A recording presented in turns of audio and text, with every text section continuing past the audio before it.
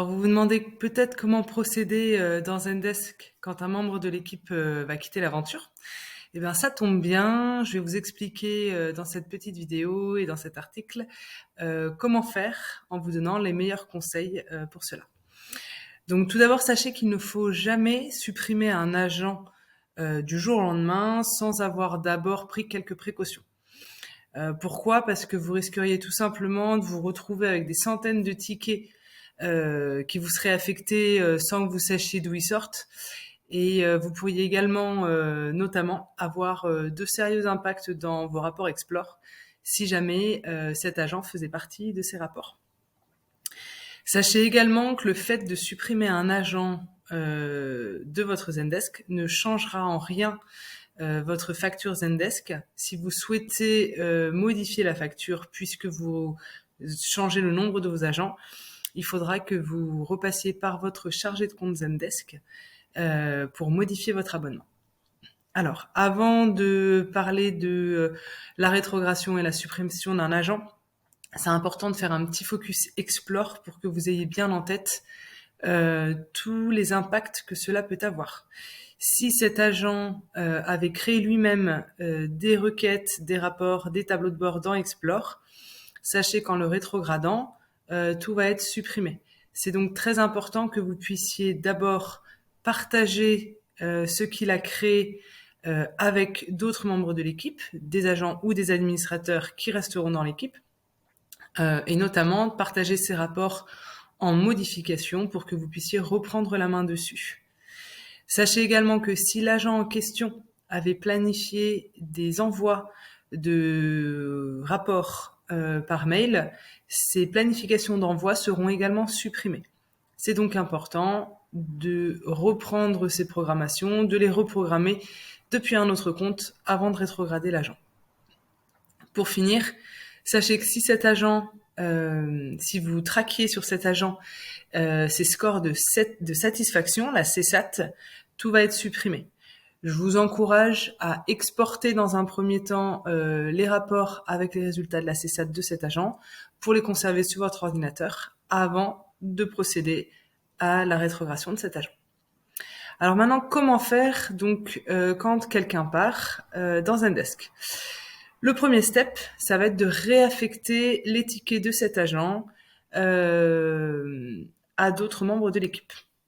Donc, dans un premier temps, vous allez vous rendre sur la fiche contact de cet agent et vous allez pouvoir sélectionner tous les tickets qui ne sont pas clos, donc soit nouveaux, ouverts, en attente, en pause, et vous allez pouvoir alors les réassigner à un autre membre de l'équipe.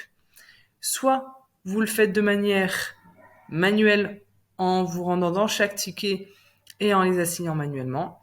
Si vous en avez beaucoup et que vous souhaitez gagner du temps, je vous encourage sur la fiche contact de l'agent à les sélectionner en masse et à les assigner en masse à un autre membre de l'équipe. Sachez que les tickets clos resteront assignés à l'agent qui a été rétrogradé comme utilisateur final. Le deuxième step, une fois qu'on a réaffecté les tickets de l'agent qui part, ça va être de rétrograder son rôle d'agent. On va donc passer cet utilisateur comme agent en tant qu'utilisateur final. Ça va permettre en fait de conserver l'historique de cet agent dans Zendesk et de ne pas se retrouver avec des données qui ne seraient rattachées à rien comme dans Explore par exemple.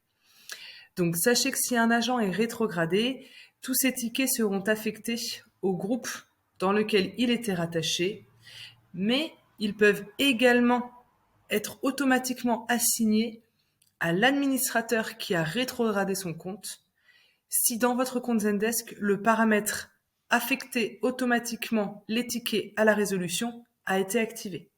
Donc pensez bien à décocher ce paramètre qui s'appelle affecter automatiquement les tickets à la résolution avant de faire cette manipulation. Si vous ne voulez pas vous retrouver en tant qu'administrateur avec les dizaines ou les centaines de tickets que cet agent avait qui n'étaient pas encore clos, assignés à votre nom. C'est important. Alors, sachez également que si vous rétrogradez un administrateur qui avait, via son compte, réalisé des configurations via API pour connecter des applications tierces à votre compte Zendesk, ces autorisations vont être perdues lorsque vous allez rétrograder son compte. Donc, pensez à refaire ces autorisations API avec un autre compte admin. On vous encourage notamment à constamment, lorsque vous avez des intégrations à faire techniques, à le faire soit sur le compte propriétaire de Zendesk, ou soit sur un compte générique admin qui ne sera pas amené à changer constamment dans le temps. Ça vous permet que si vous avez des changements d'équipe, vos intégrations techniques ne bougent pas et restent les mêmes sans avoir à constamment devoir les réautoriser. Donc pour rétrograder un agent, comment vous faites? Vous vous rendez sur sa fiche contact et dans le haut à gauche, sous type d'utilisateur, vous allez le passer en utilisateur final, tout simplement.